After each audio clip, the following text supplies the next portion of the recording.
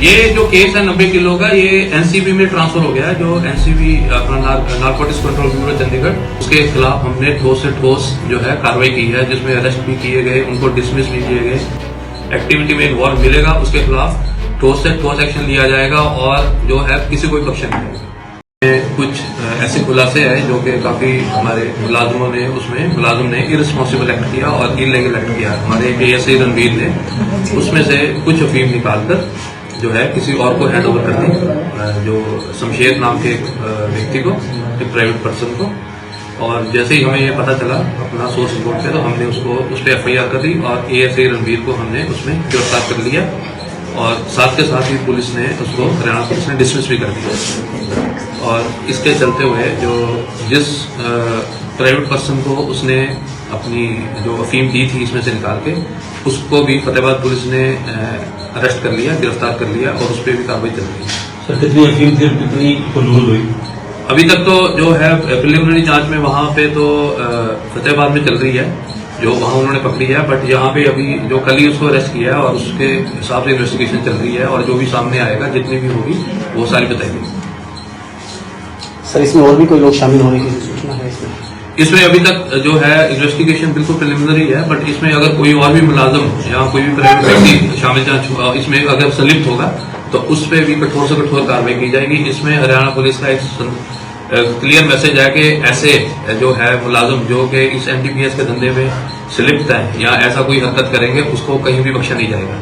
तो रणवीर का ये पहला चांस था क्या? इससे पहले भी कोई बरामदी की गई सामान से कोई इधर उधर खुद करता था? नहीं, अभी तो जो हमारे पास सामने आया, पहले ही अभी यहाँ से ट्रांसफर हो गया, अभी हंसी से यहीं पे थोड़े दिन पहले ही आया था और यहाँ पे जैसे इसको एक केस दिया, इसमें उसमें कुट की है। अभी इससे जो है रिमांड ली जाएगी और पूछताछ की जाएगी। उस ऑपरेशन के अंदर डिंग पुलिस थाना की और भी अधिकारी और कर्मचारी थे क्या, उनको भी पूछताछ में लिए गए? अगर जो भी इसमें मुलाजिम संलिप्त पाया जाएगा इसकी खुर्द में, उसको बिल्कुल भी बख्शा नहीं जाएगा और उसको भी जो एक्शन इसके अगेंस्ट हुआ है, एफआईआर हुई है, अरेस्ट हुआ है, डिसमिस किया गया, वही एक्शन उनके अगेंस्ट भी होगा। कैसे डिस्क्लोज हो पाया ये हमारे सोर्स रिपोर्ट थे, उससे पता चला था। जिस युवक को दी गई थी अभी, वो कहाँ का रहने वाला था, उसको अरेस्ट कर लिया गया या नहीं? उसके खिलाफ फतेहाबाद पुलिस ने जो है एफआईआर करके उसको अरेस्ट कर लिया गया। उसका नाम शमशेर है। बाकी जो उसकी कार्रवाई फतेहाबाद में चल रही है। फतेहाबाद का रहने वाला था या आसपास के गांव का रहने वाला? वो फतेहाबाद पुलिस को ज्यादा पता होगा, बट हमारे पास तो अभी प्रिलिमिनरी इन्वेस्टिगेशन में फतेहाबाद का ही रहने वाला है। सर उसके पास कैसे पता लगा है? क्योंकि इस तरीके का कोई मादक पदार्थ होता है तो उसे सील किया जाता है पहले, तो सील करने के बाद उसे स्टॉक किया जाता है, तो किस तरीके से उसने आगे अपने वो अभी उसको अरेस्ट कर लिया है और ये अभी बिल्कुल जो प्राइमरी स्टेज है उससे पूरी पूछताछ की जाएगी कि उसने कहां से और कैसे सामान निकाला, प्लस और भी इसके अलावा भी किसी और एक्स्ट्रा निकाला या कोई रिप्लेस किया, वो सारा जांच की जाएगी। जो फतेहाबाद में गिरफ्तार हुआ था उससे कितनी बरामदगी हुई थी?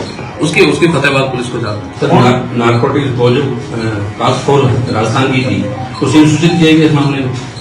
नहीं, ये जो केस है 90 किलो का, ये एनसीबी में ट्रांसफर हो गया है। जो एनसीबी अपना नारकोटिक्स कंट्रोल ब्यूरो चंडीगढ़, उनके पास कल से ट्रांसफर हो गया। वो केस जो हैंड ओवर उनको कर दिया गया।